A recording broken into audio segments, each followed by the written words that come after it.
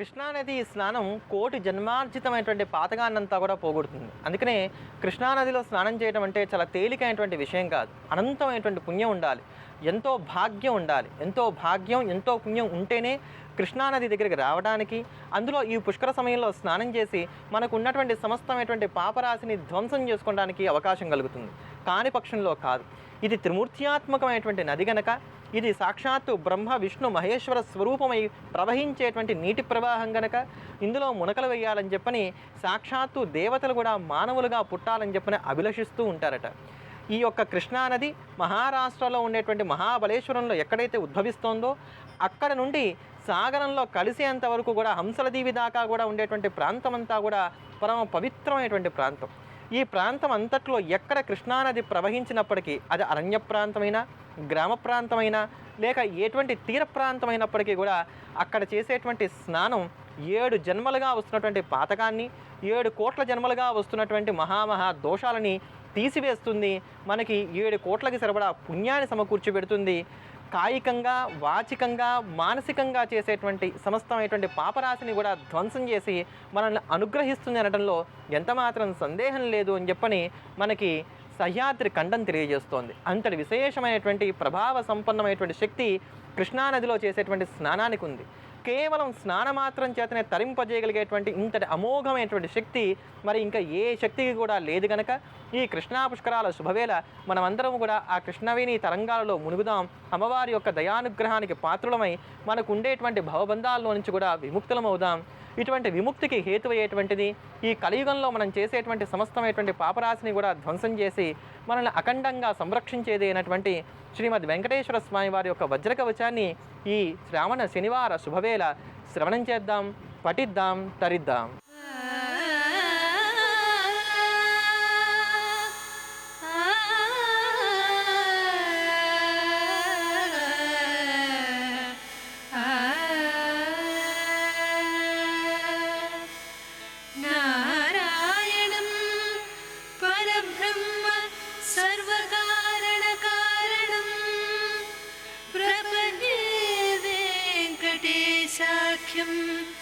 तदेव कवचं मम नारायणं परब्रह्म सर्वकारणकारणं प्रपद्ये वेङ्कटेशाख्यं तदेव कवचं मम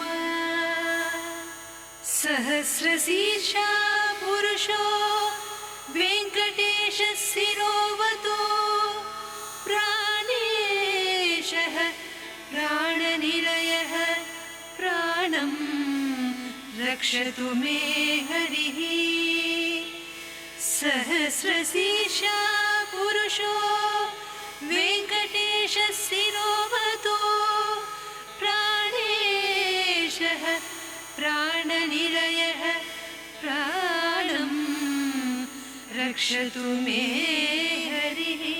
పుష్కర విధులన్నీ కూడా యథావిధిగా ఆచరించవలసినటువంటి ఇవన్నీ కూడా ధర్మపదంలో మనం ఆచరించినట్లయితే కనుక ఖచ్చితంగా మనందరం కూడా మోక్షం పొందడానికి కాను ఆస్కారం కలుగుతుంది.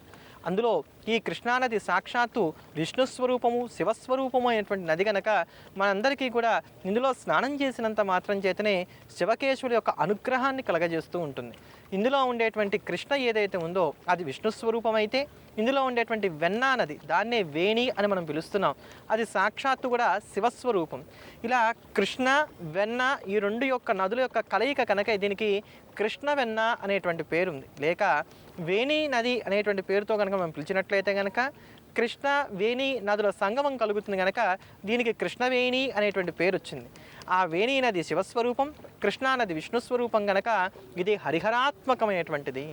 ఎవరైతే కళ్ళారా తపస్సు చేసి పరమేశ్వరుని దర్శించలేరో, ఎవరైతే శ్రమించి తపస్సు చేసి మహావిష్ణువుని సాక్షాత్కరింపజేసుకోలేరో వారందరూ కూడా బాధపడకుండా, బెంగపడకుండా కలియుగంలో దీర్ఘమైనటువంటి తపస్సులు, యజ్ఞములు, యాగములు, క్రతువులు ఇవన్నీ కూడా చేయాలంటే కష్టసాధ్యము కనుక తేలికగా మనల్ని అనుగ్రహించడానికి భగవంతుడు కరుణామయుడై తన కరుణనే ప్రవహింపజేయగా వారి కరుణయే ఇలా కృష్ణా కృష్ణానదిగా ప్రవహిస్తూ వస్తోంది.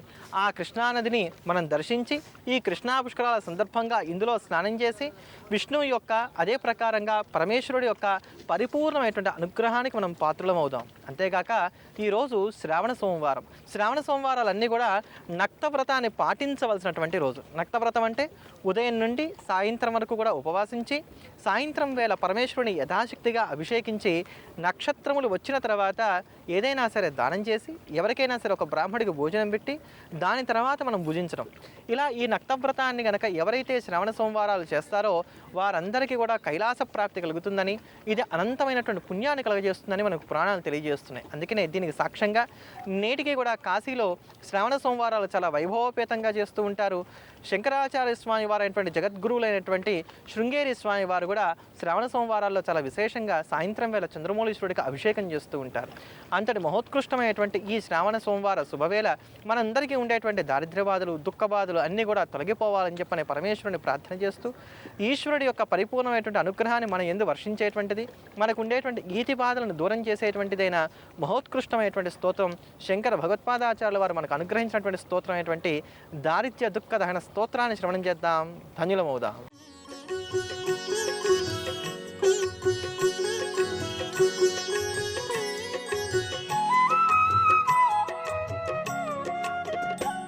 विश्वेश्वराय नरकान्तकतारणाय कर्णामृताय शशिशेखरधारणाय कर्पूरकान्तिधवलाय जटाधराय दारिद्र्यदुःखदहनाय नमः शिवाय गौरीप्रियाय रजनीशकलाधराय कालान्तकाय भुजगाधिपकङ्कणाय गङ्गाधराय गजराज विमर्दनाय दारिद्र्यदुःखदहनाय नमः शिवाय दारिद्र्यदुःखदहनाय नमः शिवाय.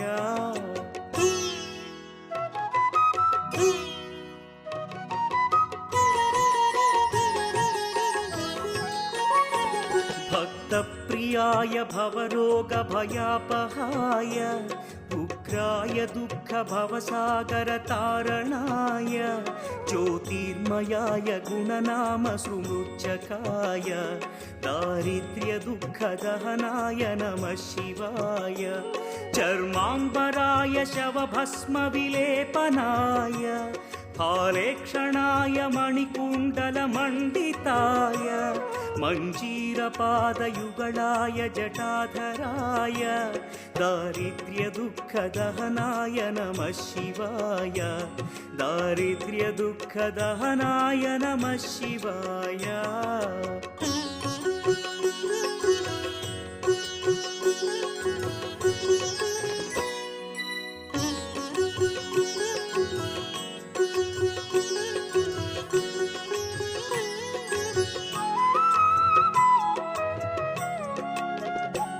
पञ्चाननाय फणिराजविभूषणाय हेमांशुकाय भुवनत्रयमण्डिताय आनन्दभूमिवरदाय तमोमयाय दारिद्र्यदुःखदहनाय नमः शिवाय भानुप्रियाय भवसागरतारणाय कालान्तकाय कमलासनपूजिताय नेत्रत्रयाय शुभलक्षणलक्षिताय दारिद्र्यदुःखदहनाय नमः शिवाय दारिद्र्यदुःखदहनाय नमः शिवाय.